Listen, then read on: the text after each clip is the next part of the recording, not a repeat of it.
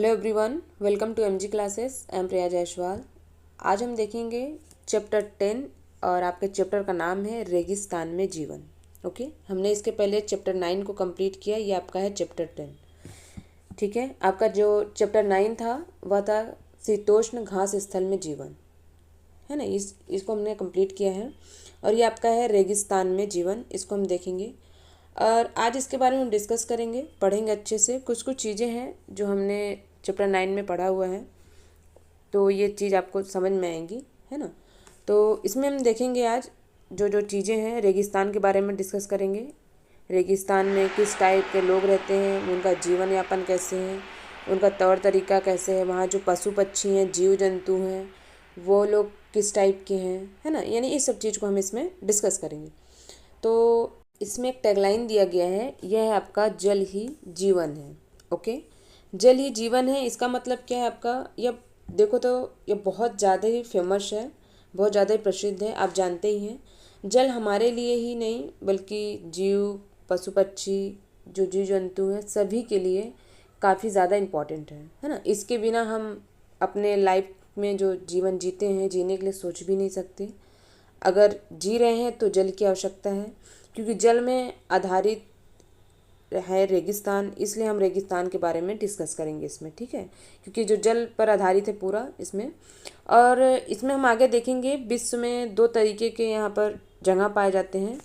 अगर रेगिस्तान से रिलेटेड देखा जाए तो अत्यंत ही ठंड और अत्यंत गर्म पाया जाता है। ऐसा नहीं है कि अगर रेगिस्तान की बात कर दी गई तो वहाँ पर अरे रेती होगी या सूखा होगा, नहीं। वहाँ पर क्या आपका दो तरीके के हैं विश्व में। एक है आपका रेगिस्तान ठंड वाला और एक क्या है आपका गर्म। दो टाइप का आपका पाया जाता है, इसको याद रखना है ना। ऐसे नहीं है कि सिर्फ रेगिस्तान मतलब सूखा एरिया। याद रखना कि रेगिस्तान ठंड और गर्म दोनों हो सकता है, मगर वह चरम तापमान होना चाहिए, मतलब बहुत ज़्यादा ठंड हो या फिर बहुत ज़्यादा गर्म हो। चरम का मतलब आपका यही है, या तो बहुत ज़्यादा ठंडा होगा या तो बहुत ज़्यादा गर्म होगा, यानी जो चीज़ होगा बहुत ज़्यादा ही होगा। ठीक है, हम जब भी बात करते हैं रेगिस्तान के बारे में तो हमारे माइंड में तुरंत क्लिक करता है कि भाई रेगिस्तान क्या है आपका, गर्म जगह होगा। या ऐसा नहीं है, रेगिस्तान गर्म ही नहीं होता बल्कि आपका क्या है, ठंड और गर्म दो तरीके से पाए जाते हैं। आज हम इसमें अच्छे से डिस्कस करेंगे कि इस टॉपिक के बारे में कि क्या है कैसे नहीं है। इसमें देखो, विश्व के कुछ स्थान ऐसे स्थान हैं जहाँ लोग अत्यधिक कष्टकारी तापमान में भी जीना सीखते हैं, है ना। यानी जीना सीख चुके हैं बोल सकते हैं। ठीक है, और इनमें से कुछ ऐसे स्थान हैं जो कि आग की तरह गर्म है पूरा, तो कुछ बर्फ़ की तरह ठंडे हैं। ठीक है, कुछ आग की तरह गर्म है, कुछ आग की तरह ऐसे ज़्यादा ठंडे कि मतलब काफ़ी ठंड है। और ये विश्व के रेगिस्तानी क्षेत्र हैं और इन क्षेत्र में कम वर्षा, विरल वनस्पति एवं चरम तापमान होते हैं। ठीक है, और तापमान के आधार पर रेगिस्तान गर्म या ठंडे हो सकते हैं। और इन स्थानों में जहाँ कहीं भी थोड़ा बहुत जल उपलब्ध होता है, लोग वहाँ पर कृषि करने के लिए बस जाते हैं। यानी जहाँ पर जल उपलब्ध होगा तो जाहिर सी बात है उनका जीवन यापन वहाँ पर हो सकता है। जाहिर सी बात है जल जहाँ है वहाँ पर इंसान जी सकता है, वहाँ पर खेती कर सकता है, उनका व्यापार चल सकता है। ठीक है, यानी वहीं पर वो क्या करते हैं, अपना कृषि करने के लिए बस जाते हैं। अगर हम गर्म जगह की बात करें तो अगर हम सहारा जैसे गर्म रेगिस्तान के बारे में पढ़ेंगे तो यहाँ का तापमान बहुत ज़्यादा गर्म है। ठीक है, जो सहारा रेगिस्तान है क्या है, काफ़ी ज़्यादा गर्म होता है यह। और यहाँ का तापमान इतना गर्म है कि अगर लद्दाख के बारे में देख लो, पहले लद्दाख के विषय में देखा जाए तो यह ठंडा रेगिस्तान है। ठीक है, जो लद्दाख क्या है आपका ठंडा रेगिस्तान है और जो सहारा आपका है ये क्या आपका गर्म रेगिस्तान है। इस चीज़ को आप ध्यान रखना, एग्जाम में पूछा जाता है। और ऐसे ही तापमान जो टेम्परेचर या तो हाई होगा या तो बहुत ज़्यादा लो होगा, लेकिन वनस्पति इन दोनों जगह विरल रूप में पाई जाती है। ठीक है, मैं पहले बता रही हूँ, या तो यहाँ पर बहुत ज़्यादा ठंड होगा या फिर बहुत ज़्यादा गर्म होगा। ठीक है, इसमें हम देखेंगे इसमें कि गर्म रेगिस्तान सहारा के बारे में डिस्कस करेंगे, इसको हम अच्छे से पढ़ेंगे। और इसमें आपका क्या है, ये फिरकी क्षेत्र में है। ये जो सहारा रेगिस्तान है ये आपका फिरकी क्षेत्र में है। इसकी विशेषताएं क्या है इसके बारे में हम पढ़ेंगे। और यह विश्व का सबसे बड़ा रेगिस्तान है। इस चीज़ को ध्यान देना, क्या है यह? विश्व का सबसे बड़ा रेगिस्तान है और यह लगभग 8.54 लाख, ठीक है, 8.54 लाख वर्ग किलोमीटर में फैला हुआ है, यानी 8.54 लाख वर्ग किलोमीटर में यह फैला हुआ है। अगर हम इसमें मैप में अच्छे से पढ़ें तो चीज़ें अच्छे समझ आएंगी हमें, है ना। इसको हम मैप में देखेंगे ताकि जो सारी चीज़ें अच्छे समझ में आए, क्लियर हो। यहाँ पर ये है आपका अफ्रीका का मैप, ठीक है, यह अफ्रीका का आपका मैप है। और इसमें आप देख सकते हो यह जो क्षेत्र है यह आपका सहारा क्षेत्र है, ठीक है। ये जो आपका क्षेत्र है ये आपका अफ्रीका का मैप है और ये आपका जो क्षेत्र है ये सहारा का क्षेत्र है, सहारा मरुस्थल। और सहारा जो क्षेत्र है ये आपका 11 देशों से घिरा हुआ है। इस चीज़ को ध्यान देना, ये आपका क्या है? सहारा है, सहारा मरुस्थल। ये आपका क्या है? 11 देशों से घिरा हुआ है। इस चीज़ को आप ध्यान देना। इसमें नाम है, याद रखना क्योंकि एग्ज़ाम में पूछा जाता है। जैसे अल्जीरिया है, चाड है, मिस्र है, लीबिया है, Mali, Mauritania, Morocco, Niger, Sudan, Tunisia एवं पश्चिमी सहारा। ये जो देश हैं 11 देश हैं। आप नाम को याद रखना, क्या पता स्टेटमेंट में पूछ ले या कुछ भी करके इसको आपको क्वेश्चन दे सकता है, पूछा जा सकता है, ठीक है। आपको ये सब नाम याद रखना है। ये जो नाम है उसको अच्छे से पढ़ें ताकि नाम याद रहे, ठीक है। मैप में देखो सहारा रेगिस्तान अफ्रीका के उत्तरी क्षेत्र में है, ठीक है। जो सहारा रेगिस्तान है ये क्या है? ये आपका उत्तरी क्षेत्र में है, ठीक है, अफ्रीका के उत्तरी क्षेत्र में है। यहाँ पर आगे हम इसमें देखेंगे कि यह आपका जो सहारा रेगिस्तान है यह पहले क्या था? पूर्णतः हरा भरा मैदान था। सहारा की यहाँ पे जो गुफा है, गुफा से प्राप्त होने वाले चित्र से ज्ञात होता है कि यहाँ नदियाँ तथा मगर पाए जाते थे, ठीक है। यहाँ पर नदियाँ और क्या होते थे? मगर पाए जाते थे। हाथी, शेर, जिराफ, शुतुरमुर्ग, भेड़, पशु तथा बकरियां सामान्य जानवर थे, परंतु यहाँ की जो जलवायु है परिवर्तन ने इस बहुत गर्म एवं शुष्क प्रदेश में इसको बदल दिया, ठीक है। इस चीज़ को आप ध्यान देना। जो सहारा रेगिस्तान है यह पहले क्या था? पूरा हरा भरा क्षेत्र था। अभी क्या है, समय के साथ जैसे जलवायु चेंज होते गए, परिवर्तन होते गया है, तो वैसे वैसे यहाँ का एरिया बदलते गया, शुष्क होते चला गया है। लेकिन यह पहले ऐसे नहीं था, ठीक है। एग्ज़ाम में पूछा जा सकता है आज का सहारा रेगिस्तान और पहले का सहारा रेगिस्तान कैसे था। इस चीज़ को याद रखना, क्योंकि आप ये सहारा रेगिस्तान बोला जाए डायरेक्ट बोलेंगे भाई सूखा एरिया है, तो पहले भी रहा होगा, है ना। बट ऐसा बिल्कुल भी नहीं है, पहले नहीं था। ये क्या था? पहले हरा भरा पूरा जगह था। लेकिन क्या हुआ, जैसे जैसे जलवायु परिवर्तन हुआ, चेंजेस होते चले गए, तो वैसे धीरे धीरे वहाँ पे पूरा शुष्क प्रदेश में यह बदलते चला गया, ठीक है। रेगिस्तान की अगर हम बात करें तो हमारे माइंड में क्लिक करता है भाई बालू, रेत, है ना, ये सब चीज़ें रेगिस्तान अगर आए तो। मगर ऐसा नहीं है। सहारा रेगिस्तान में बजरी के मैदान हैं, इसको याद रखना। सहारा रेगिस्तान में क्या है आपका? बजरी के मैदान है। चट्टान टाइप पठार भी हैं। लगभग 2500 मीटर तक यह ऊंचा है, ठीक है। ये जो यहाँ पे जो पठार है ये क्या है आपका? 2500 मीटर तक ऊंचा है, ठीक है। ये सब आप ध्यान देना, फैक्ट वाली चीज़ें हैं। ये आपका कंप्लीट हुआ। आगे हम देखेंगे जलवायु के बारे में, आगे डिस्कस करेंगे जलवायु क्या है।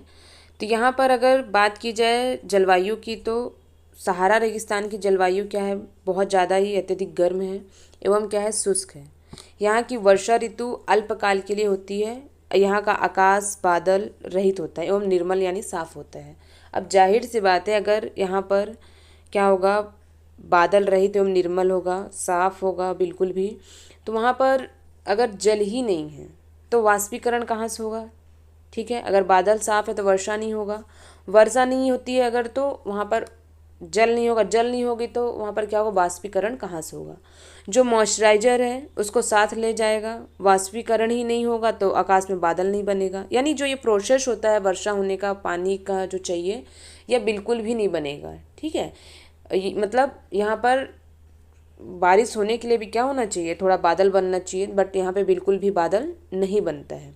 तो बादल नहीं बनेगा तो वहाँ पर क्या होगा, मॉइस्चराइजर नहीं बनेगा, वाष्पीकरण नहीं होगा, तो आकाश में बादल नहीं बनेगा, तो बादल साफ रहेगा, तो यहाँ की जलवायु क्या होगी, काफ़ी ज़्यादा गर्म और शुष्क होगी। ठीक है, तो बादल साफ होगा तो दिन में यहाँ का तापमान अब देखेंगे तो 50 डिग्री सेल्सियस है।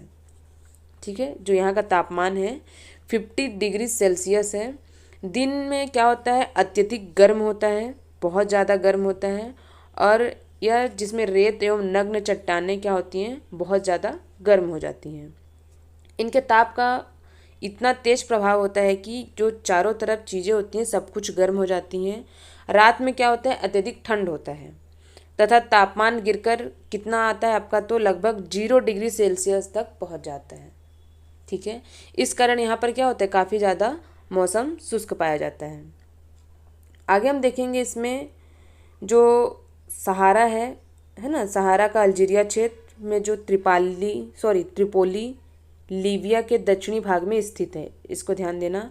यहाँ का सबसे अधिक तापमान 1922 में 57.7 डिग्री सेल्सियस है। ठीक है, इस चीज़ को ध्यान देना, दर्ज किया गया था आपका कब, 1922 में।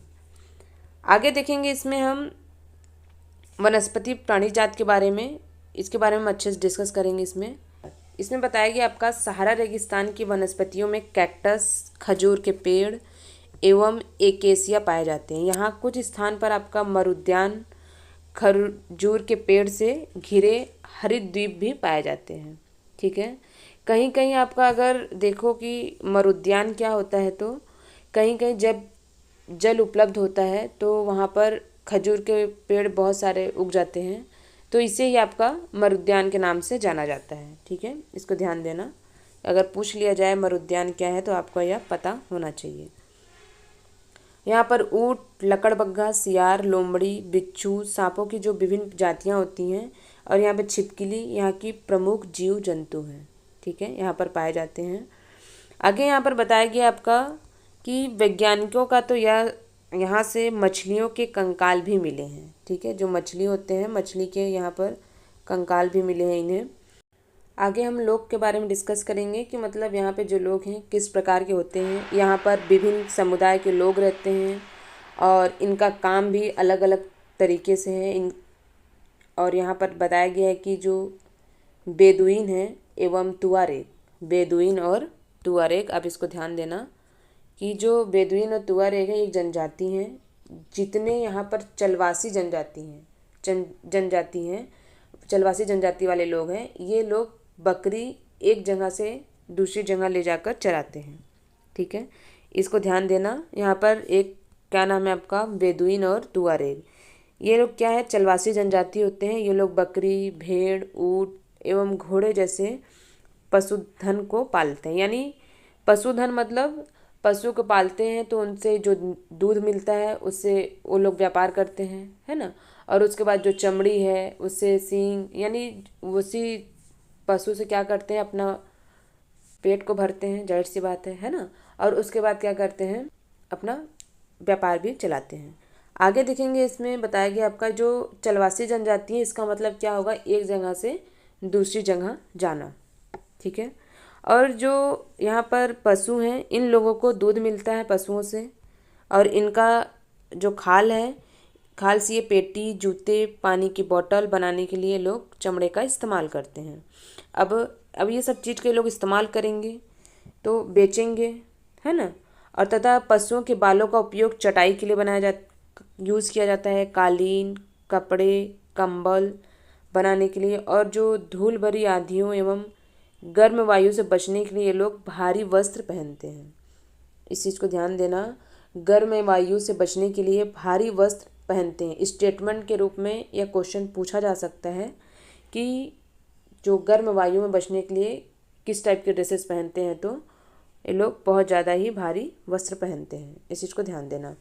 ऐसे क्षेत्र जहाँ पर जल की उपलब्धता है, जैसे सहारा में, मरुद्यान वाले क्षेत्र में, ठीक है, मिस्र के नील नदी घाटी वाले क्षेत्र में, यहाँ पर लोग रहते हैं, जाहिर सी बात है।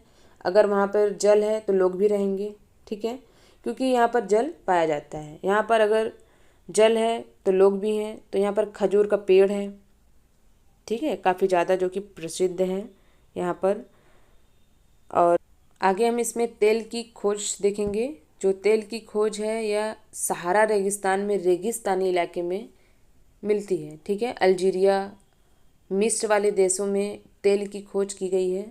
तेल के अच्छे उत्पाद के कारण यहाँ पर एरिया काफ़ी ज़्यादा चेंज हुआ है, ठीक है, यानी आधुनिकीकरण हुआ है, धीरे धीरे जगह यहाँ पर चेंज होते गए हैं। तेल के साथ महत्वपूर्ण खनिज यहाँ पर पाए जाते हैं, ठीक है।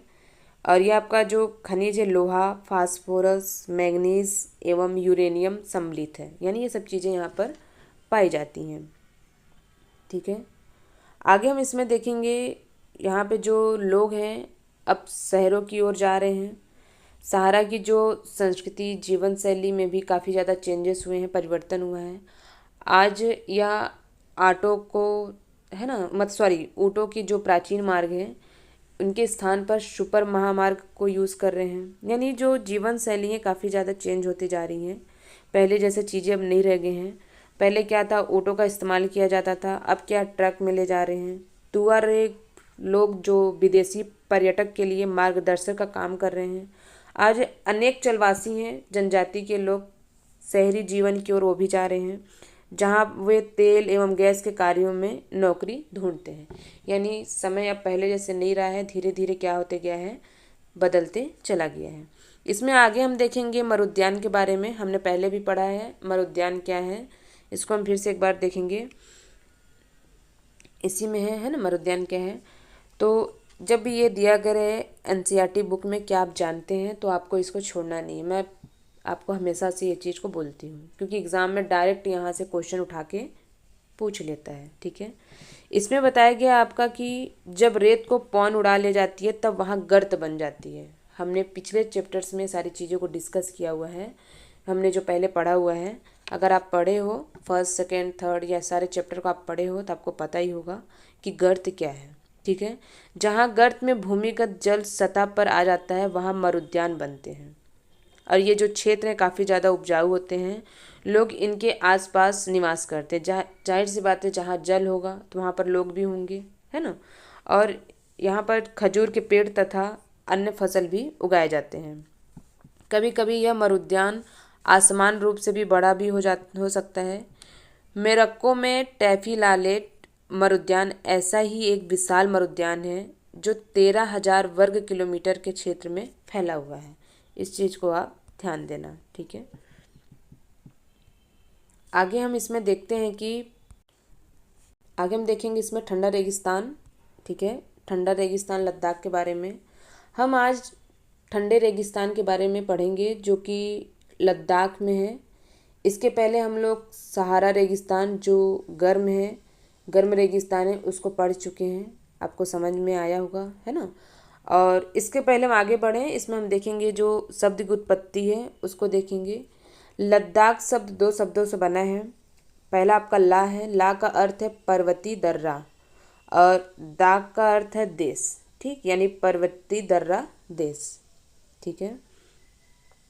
हम इसको मैप के माध्यम से पढ़ेंगे जो आपको समझ भी आएगा, ठीक है। इसमें सबसे पहले ये देखो कि जो जम्मू कश्मीर है आपका, इसमें ये मैं मैप में कर ले जाती हूँ, बाकी आप इसमें समझिएगा, ठीक है। मैं इसको अपने वर्ड्स में इसको समझा रही हूँ आपको। ये आपका क्या है, मैप है, ठीक है। ये आपका मैप है, तो ये आपका बृहद हिमालय वाला भाग है ये, ठीक है। यहीं पर आपका लद्दाख है, ओके। इसमें है जम्मू कश्मीर बृहद हिमालय वाला क्षेत्र है यह, इसी क्षेत्र में लद्दाख स्थित है, ठीक है। इस चीज़ को ध्यान देना, यह जो भाग है आपका जम्मू कश्मीर में बृहद हिमालय वाला क्षेत्र है, इसी में क्या आपका लद्दाख स्थित है। लद्दाख ठंडे रेगिस्तान का उदाहरण है। आप देखोगे तो इसमें लद्दाख के उत्तरी क्षेत्र में काराकोरम पर्वत, ठीक है। लद्दाख के क्या है, उत्तरी क्षेत्र में आपका काराकोरम पर्वत है, और उसके बाद आपका पर्वत श्रेणी है, और दक्षिण क्षेत्र में आपका जॉस्कर पर्वत श्रेणी है। यह दोनों तरफ से क्या होता है, पर्वत से घिरा हुआ है, ठीक है। यहाँ से कई नदी बहती हैं, उसमें से काफ़ी ज़्यादा फेमस नदी आपका सिंधु नदी है जो प्रमुख है।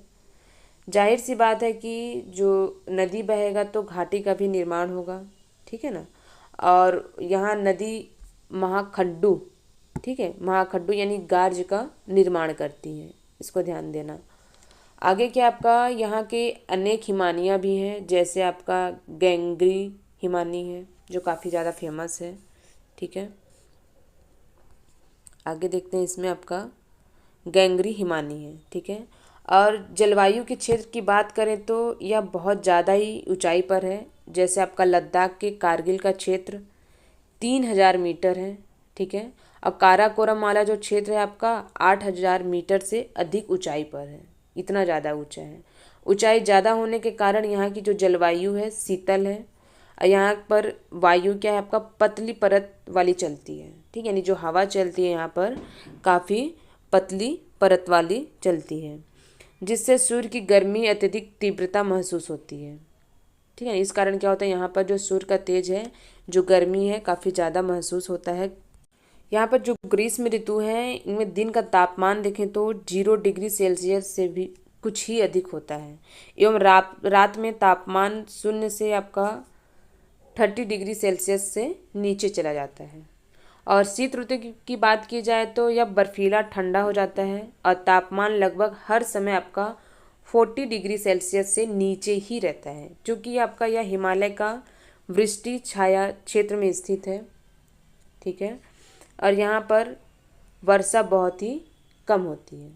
आगे हम इसमें देखेंगे शीत ऋतु के बारे में, जो अभी हमने डिस्कस किया। इसमें आपका वही है कि बहुत ज़्यादा ठंड होता है, लगभग हर समय जो 40 डिग्री सेल्सियस यहाँ पर रहता है। और ग्रीष्म ऋतु आपका देखें तो 0 डिग्री सेल्सियस होता है, रात में आपका 30 डिग्री सेल्सियस है, ठीक है। और जो हिमालय है, हिमालय आपका वृष्टि छाया प्रदेश में स्थित है, यानी क्या है आपका यह हिमालय से पूरा घिरा हुआ है, ठीक है।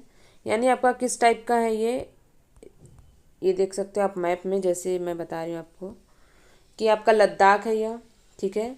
यह लद्दाख है, तो यहाँ पे आपका उत्तर में काराकोरम है और इधर क्या है आपका जॉस्कर से यह घिरा हुआ है। कहीं से भी आपको यहाँ पर मॉइस्चराइजर यानी जो वायु है आने का रास्ता नहीं होता है, क्योंकि चारों तरफ से क्या है, यह पहाड़ों से घिरा हुआ है। अगर पहाड़ों से घिरा रहेगा तो यहाँ पर अगर वर्षा भी होगी तो वहाँ पे मॉइस्चराइजर नहीं बनेगा, ठीक है।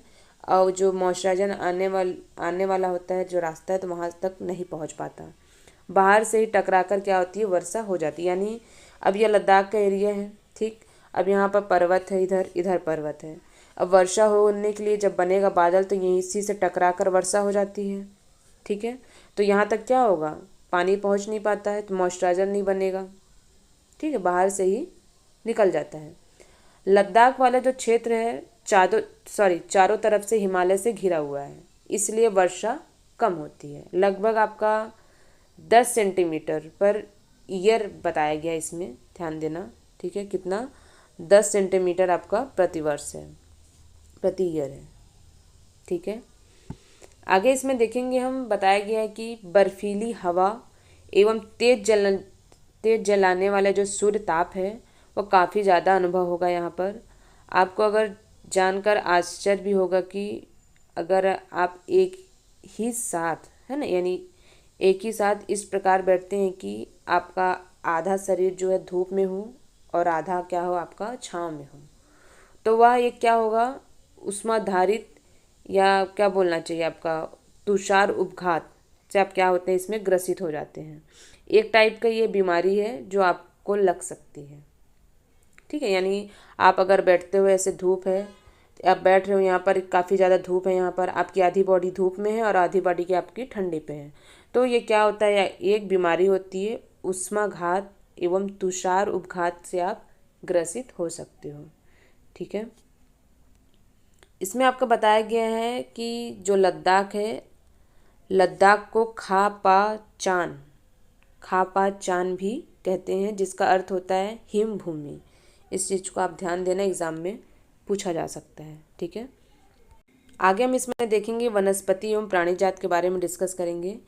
यहाँ का जो उच्च शुष्क जो कारण वनस्पति विरल है। यहाँ पर जानवरों के चरने के लिए कहीं कहीं पर ही घास मिलती है। ठीक है, छोटी झाड़ियाँ मिलती हैं। घाटी में सरपत एवं आपका क्या है, विलो उपवन देखे जा सकते हैं यहाँ पर। ग्रीष्म ऋतु में सेब, खुबानी एवं अखरोट जैसे पेड़ भी यहाँ पर मिलते हैं। और लद्दाख में पक्षियों की विभिन्न प्रजातियाँ यहाँ पर नज़र आती हैं, जिसमें आपका नाम है आपका रॉबिन है, रेड स्टार्ट है, तिब्बती, स्नोकॉक, ठीक है, और उसके बाद रेवेन एवं हुप यहाँ पर पाए जाने वाले सामान्य पक्षी हैं। इनमें से कुछ प्रवासी पक्षी हैं। लद्दाख के पशुओं में जंगली बकरी, जंगली भेड़, याक एवं विशेष प्रकार के कुत्ते आदि यहाँ पर पाए जाते हैं। इन पशुओं को दूध, मांस एवं खाल प्राप्त करने के लिए भी पाला जाता है। और यहाँ पर जो याक हैं, याक के दूध का उपयोग पनीर, मक्खन बनाने के लिए भी उपयोग किया जाता है। भेड़ एवं बकरी के बालों का उपयोग ऊनी वस्त्र बनाते हैं, उसको बनाकर पहनना, ठीक है, व्यापार करना इसमें यूज़ किया जाता है। ठीक है, आगे हम देखेंगे इसमें चीरू या तिब्बती एंटीलोप एक विलुप्त प्राय जीव है। इसका शिकार शाहतूश नामक इसके ऊन के लिए होता है। ठीक है, जो वजन में हल्का एवं अत्यधिक गर्म होता है। इसको आप ध्यान देना, ये फैक्ट के रूप में आपका एग्ज़ाम में पूछा जा सकता है, तो ये आपको याद रहना चाहिए। ठीक है, आगे हम देखेंगे इनका जो यहाँ पे जो लोग हैं किस तरीके से रहते हैं। ठीक है, लद्दाख एवं तिब्बत तथा मध्य एशिया के जो निवासी के बीच समानता पाई जाती है, इसमें बताया गया है। यहाँ के अधिकांश लोग या तो मुसलमान हैं या तो बौद्ध हैं। वास्तव में लद्दाख क्षेत्र में अनेक बौद्ध मठ अपने परंपरागत गोपा के साथ स्थित हैं। कुछ प्रसिद्ध मठ हैं यहाँ पर, जैसे हेमिस, थिक्से, से एवं क्या है आपका लामायुरु। ठीक है, जो ग्रीष्म ऋतु में यहाँ के जो निवासी हैं जौ, आलू, मटर, सेम एवं शलजम जैसी खेती करते हैं और इसमें यहाँ पर अपना जीवन यापन करते हैं। शीत ऋतु की बात की जाए तो जलवायु इतनी कष्टकारी होती है कि लोग धार्मिक अनुष्ठानों एवं उत्सवों में अपने आप को व्यस्त रखते हैं। यहाँ की महिलाएं अत्यधिक परिश्रमी होती हैं। वह केवल क्या करती हैं, घर एवं खेतों में ही अपना काम नहीं करती बल्कि छोटे व्यवसाय एवं दुकान भी संभालती हैं। लद्दाख की राजधानी क्या आपका देखो लेह सड़क एवं वायु मार्ग द्वारा भली भांति जुड़ी हुई है।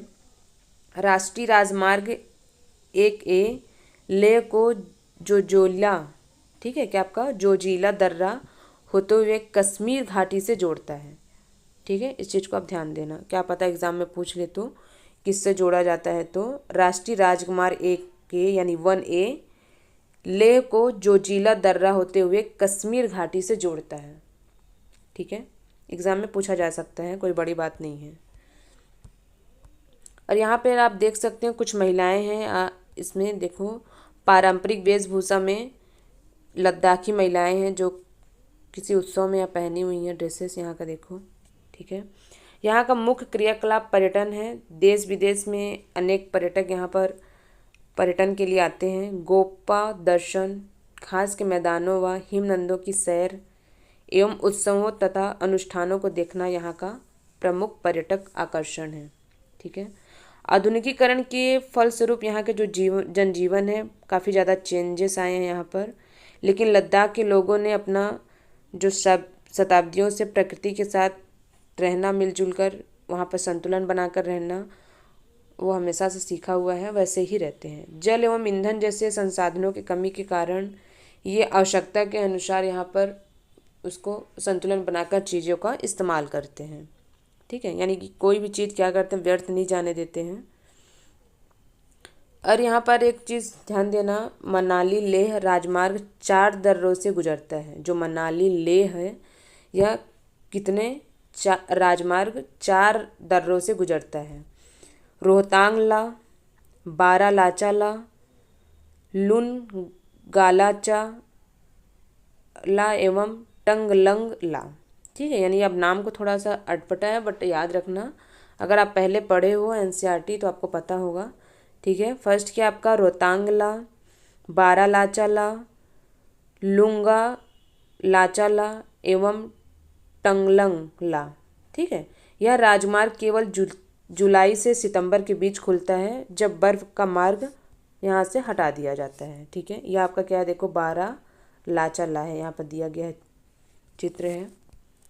ठीक है, आगे क्वेश्चन है, आप इसको बनाएंगे और जो आपको डाउट होगा आप उसमें पूछिएगा। ठीक है, ये आपका जो एनसीईआरटी क्लास 7 की जो ज्योग्राफी आपकी चल रही थी, ये आपका लास्ट चैप्टर था यह, रेगिस्तान में जीवन। ठीक है, यह आपका कंप्लीट हुआ।